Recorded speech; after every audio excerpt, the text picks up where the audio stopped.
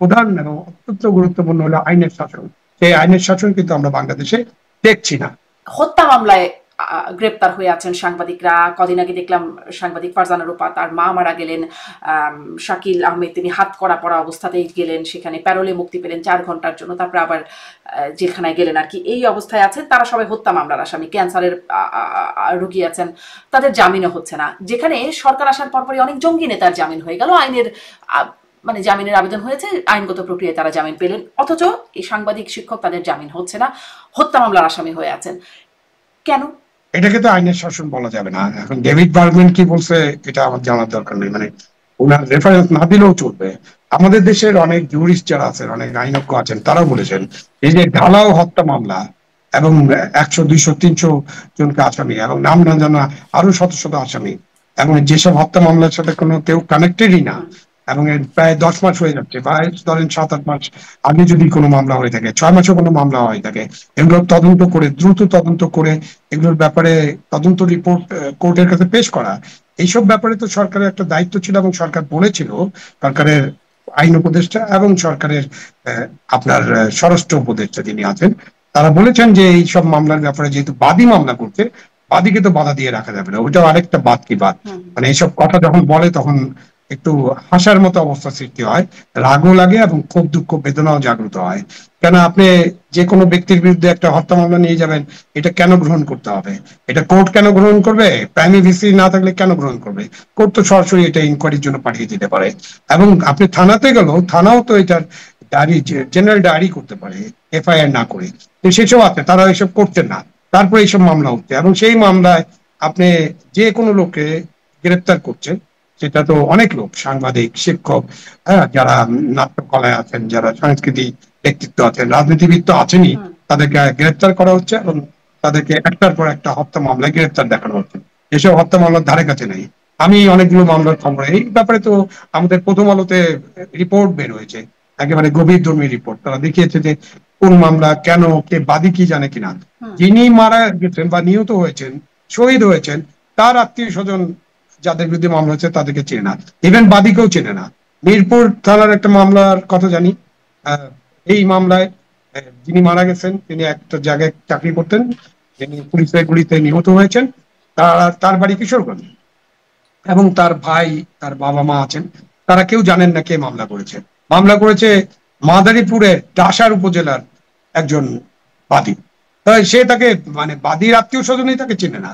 ওই মামলা তো পুলিশ গ্রহণ করেছে, আদালত গ্রহণ করেছে, ইনকোয়ারি হচ্ছে, বাট ইনকোয়ারি শেষ হচ্ছে না। সেই জন্য অনেকে মনে করেন, এক তো হলো যে এই মামলাগুলো খুবই মানে এই মামলাগুলো আইনগত ভিত্তি খুবই দুর্বল, এই মামলাগুলো কোনোখানেই যাবে না, এগুলোর কোনো বিচার করা শেষ পর্যন্ত সম্ভব হবে না, কিন্তু মানুষের তো ভোগান্তি হবে। এবং অনেকে এখন মনে করছেন যে এই মামলার মধ্য দিয়ে একটা মামলা বাণিজ্য হচ্ছে, তাদের মধ্যে একটা সিন্ডিকেট গড়ে গড়ে উঠছে। আইনজীবী যারা আছেন, ছোটখাটো আইনজীবী তারা এবং বাদী এবং অন্যান্যরা যারা এই মামলার সাথে যুক্ত, যারা তদন্ত করবেন, তারা মিলে একটা সিন্ডিকেট করে এখন এই টাকা পয়সা সংগ্রহের একটা ব্যবস্থা হয়েছে। তো এই বিষয়ে তো এই দায় দায়িত্ব তো গ্রহণ করতে হবে অন্তর্বর্তীকালীন সরকারকে। অন্তর্বর্তীকালীন সরকার দেশে আইনের শাসন প্রতিষ্ঠা করার কথা ছিল, কথা নিয়েই আসছেন তারা ক্ষমতায়। কেন দেশে এর আগে আইন ছিল না, সুশাসন ছিল না, আইনের শাসন ছিল না। তো তাহলে এখন তো আইনের শাসন থাকতে হবে, সুশাসন থাকতে হবে। এখন তো এরকম ভাবে চলবে না।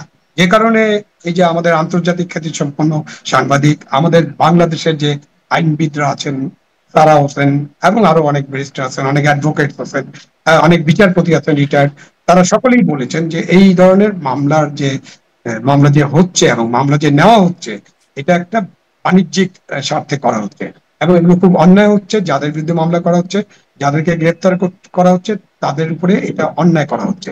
তারা ন্যায্য যে সম্মান সেটা থেকে বঞ্চিত হচ্ছেন, তারা ন্যায্য যে আইনগত কার জামিন হবে কার হবে না এটাও আসলে কিসের উপর নির্ভর? মানে মামলা না হয় হচ্ছে একটা বাণিজ্যের ভিত্তিতে, জামিন কার হবে আর কার হবে না এটি কিসের ভিত্তিতে হচ্ছে? আইনের ভিত্তিতে নিশ্চয়ই। জামিন কার হবে কার হবে না এটা এখানে কেউ তো স্বীকার করতে চান না, বাট এখানে জনশ্রুতি আছে, কয়েক 2-3 জন উপদেষ্টা আছেন, তারা চাইলে জামিন হবে, না হলে কোনো জামিন হবে না। তো এটা আগের অবস্থা। তো এই যে বিচার বিভাগ, স্বাধীন বিচার বিভাগ, একসময় মাজহার হোসেন মামলার পরে আমরা বিচার বিভাগ পৃথকীকরণ হতে দেখছিলাম না? তারপরে তো বলা হলো যে শেখ হাসিনা পুরো বিচার বিভাগকে নিজের নিয়ন্ত্রণে নিয়ে নিয়েছিল, এবং তিনি নাকি মামলার রায়টায় সব তার অফিস থেকে লেখা হতো এবং সেই রায় লিখে লোকজনের ফাঁসি হয়ে গেছে। তো এখন তো এটা গুরুত্বপূর্ণ প্রশ্ন। এই প্রশ্নের জবাব তো সরকারের কাছ থেকে পেতে হবে, আর তাদেরকে দিতে হবে, তাদেরকে ক্লারিফাই করতে হবে কেন মামলায় জামিন হয় না। জামিন তো হতে হবে। একজন মামলায় যদি আপনি যখন জাজ সাহেব দেখবেন যে এই মামলার বাদী যে মামলাটি করেছে সেই মামলায় ওই ব্যক্তির কোনোভাবে জড়িত থাকার কোনো সম্ভাবনা নাই, অবশ্যই জাজ সাহেব জামিন দিতে পারেন। কিন্তু আপনার এখন লোয়ার কোর্টে মানে ডিস্ট্রিক্ট কোর্টে, জেলা আদালত যেগুলো আছে সেখানে কোনো জামিন হয় না। হাইকোর্টে যদি আগাম জামিন দেওয়া হয়, সেটা জেলা আদালতে যাওয়ার পরে সেই আগাম জামিনের দিন যখন শেষ হয়ে যায় তখন তাকে আবার ওখান থেকে জেলখানায় পাঠিয়ে দেওয়া হয়।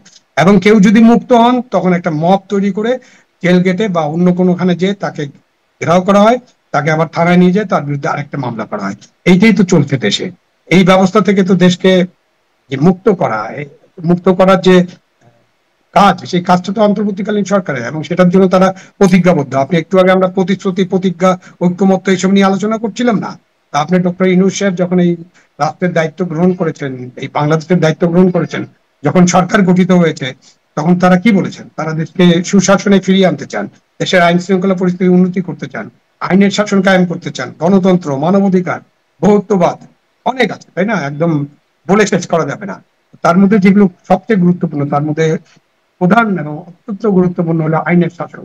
সেই আইনের শাসন কিন্তু আমরা বাংলাদেশে দেখছি না, জি। এবং এটা খুবই আমাদের দুঃখের কারণ, ক্ষোভের কারণ, বেদনার কারণ।